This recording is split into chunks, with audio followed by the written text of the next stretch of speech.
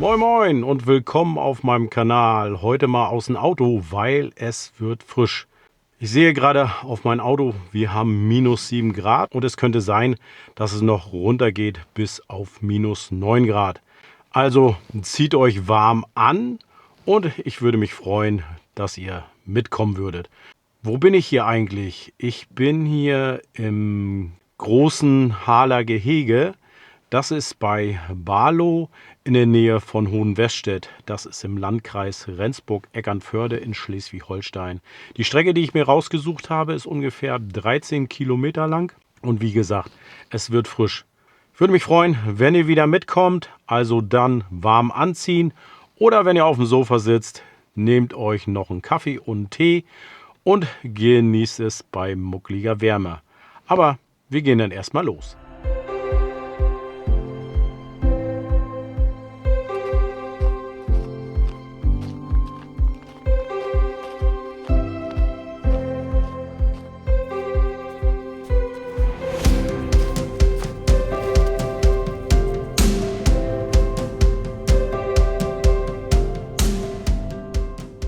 Was haben wir denn hier schon mal Nettes? Das sieht so aus wie Rastplätze, überdacht, wenn das Wetter auch mal schlechter ist. Okay, Wald ist Leben, das stimmt. Da kann man gut Energie tanken und sieht eigentlich auch noch ganz gut aus. Ein riesengroßer Platz hier und man hat sogar noch eine zweite Hütte hier. Da kann man wahrscheinlich auch mit Schulklassen oder größeren Wandergruppen mal hier eine Rast einlegen. Was natürlich nicht geht, ist so eine Geschichten hier. Angekohltes Holz, weil das muss nicht sein. Ich werde das gleich mal hier nebenan legen. Und das hofft doch schon mal auf gute Rastmöglichkeiten hier im großen Haaler Gehege. Das große Haaler Gehege ist übrigens ein Staatsforst und hat eine Größe von 700 Hektar. Aber ich habe jetzt noch nicht so viel hinter mich gebracht, also noch nicht mal einen Kilometer. Darum gibt es für mich hier noch keine Pause. Aber ich habe heute auch wieder Tee mit bei den Temperaturen bis zu -9 Grad. Natürlich sehr angebracht und ganz warm angezogen.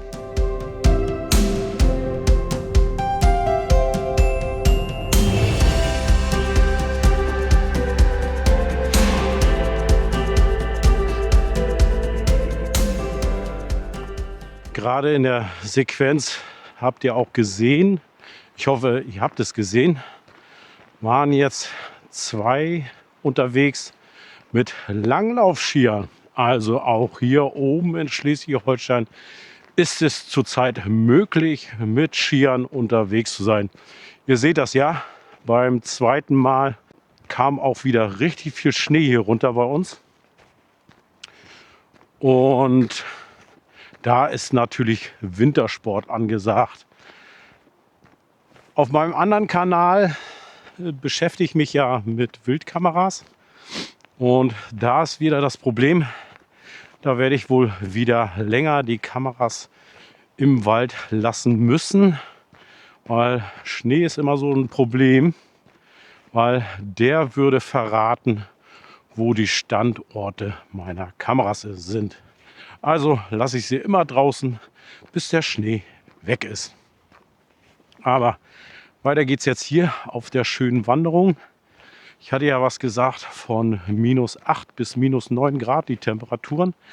Aber weil der Wind hier nicht so durchfegt, weil es sind auch Sturmböen angesagt, läuft sich das ganz angenehm und ist eigentlich zu ertragen. Aber ihr seht auch, Kinn dick eingepackt, Handschuhe sind am Start. Und es ist wirklich wichtig. Was ich auch immer höre von Wanderskollegen, die auch Videos machen über ihren Wanderungen, dass sie Probleme haben mit den Akkus. Das ist aber so ein Ding, wenn es so eine Tiefstemperatur kommt, das saugt natürlich am Akku Und viele nutzen auch die Sprachsteuerung ihrer Kamera. Die schalte ich aus, weil das ist ein Energiefresser. Es hört sich immer so schön an, okay, ich kann meine Kamera aufwecken per Sprachsteuerung, aber in Wirklichkeit ist diese Kamera immer im Standby-Betrieb und das nimmt auch Strom weg.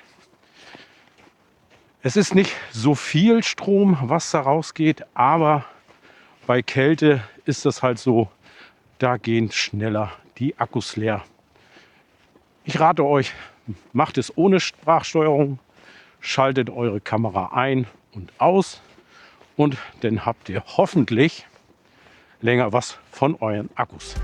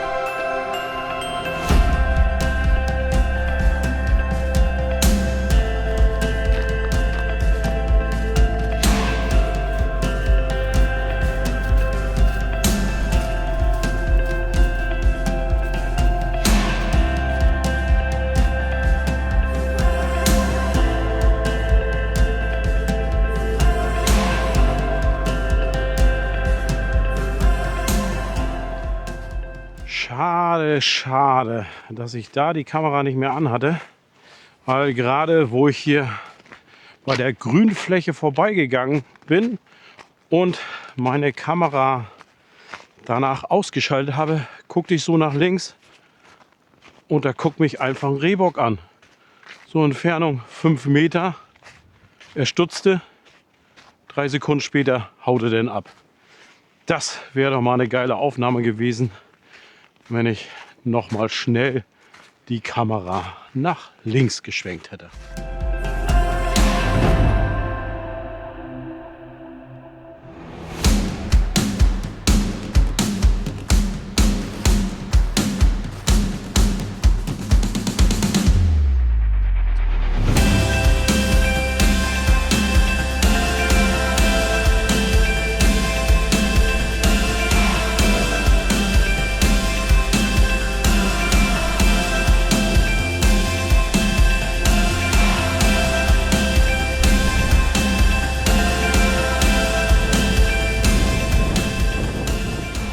So, jetzt hier auf den freien Plänen, da merkt man dann auch die -7 bzw. -8 Grad, weil der Wind pfeift doch hier ganz schön.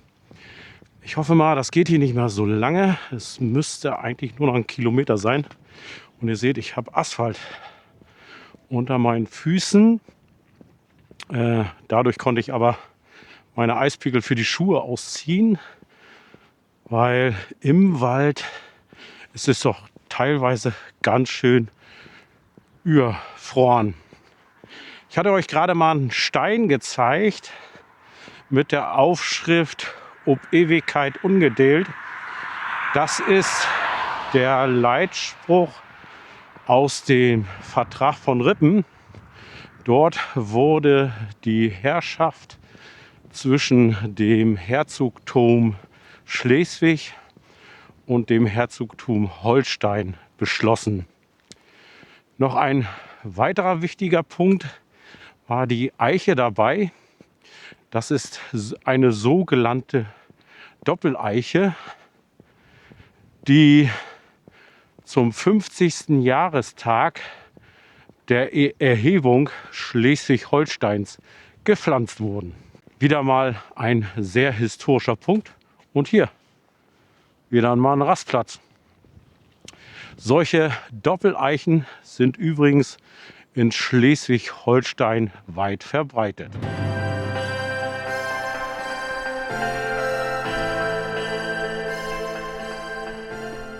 So, wie ihr seht, ich habe den Asphalt hinter mich gebracht, wobei hier unter dieser Eisdecke sind auch Betonplatten, aber weil hier kaum Verkehr ist, ist das hier nicht so doll geräumt. Also hier fahren gerade nur die Forstfahrzeuge rum, die halt den Einschlag machen bzw. die eingeschlagenen Bäume abholen.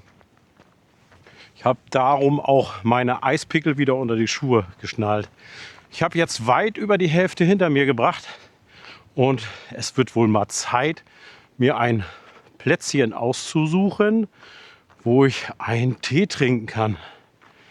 Ich hoffe mal, es kommt noch eine Bank, weil 2 Stück habe ich verstreichen lassen. Ich hoffe mal, dass es sich nicht rächt.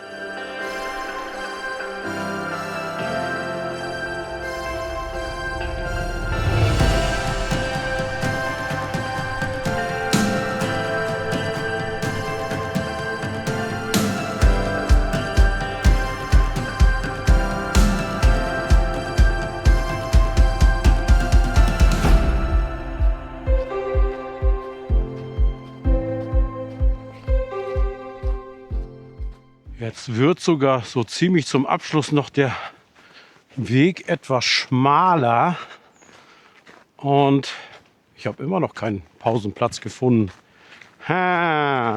Vielleicht wird es denn auch dazu kommen, wenn ich endlich eine Bank gefunden habe, dass ich dann auch gleich das Abschlussgespräch machen kann.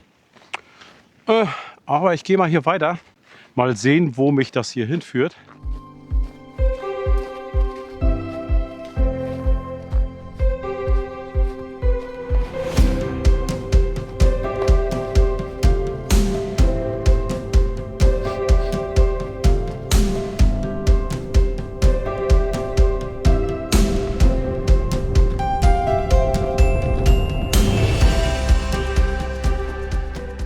Da habe ich meinen Pausenplatz gefunden.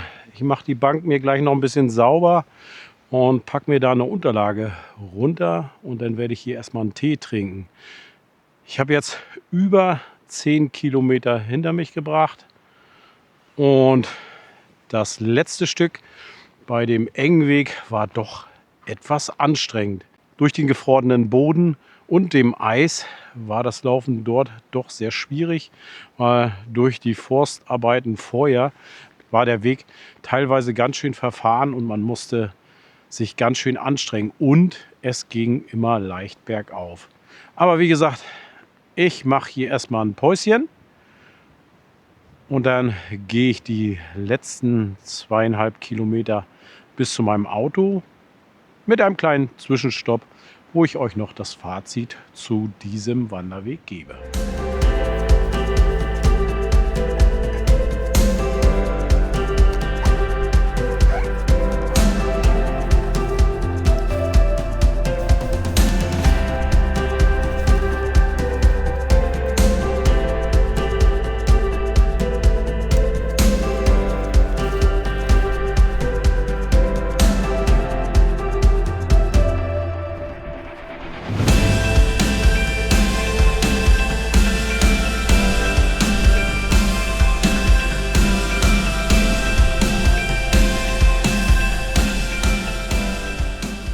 Das ist doch schön. Zum Schluss versucht die Sonne sogar noch rauszukommen und hinter den Wolken vorzuschauen.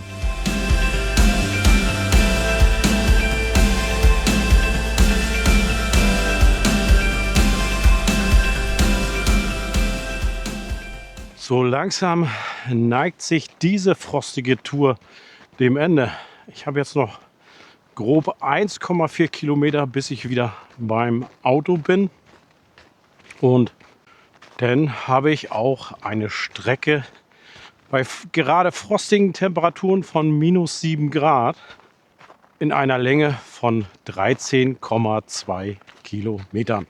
Ich hoffe, euch hat die Tour wieder einmal gefallen. Der natürlich wieder liken, kommentieren und wer neu auf meinem Kanal gelandet ist, natürlich nicht zu vergessen, abonnieren. Ganz kurz zur Strecke. Sie war wunderbar und ich finde, man kann diese Tour auch in jeder Jahreszeit wandern.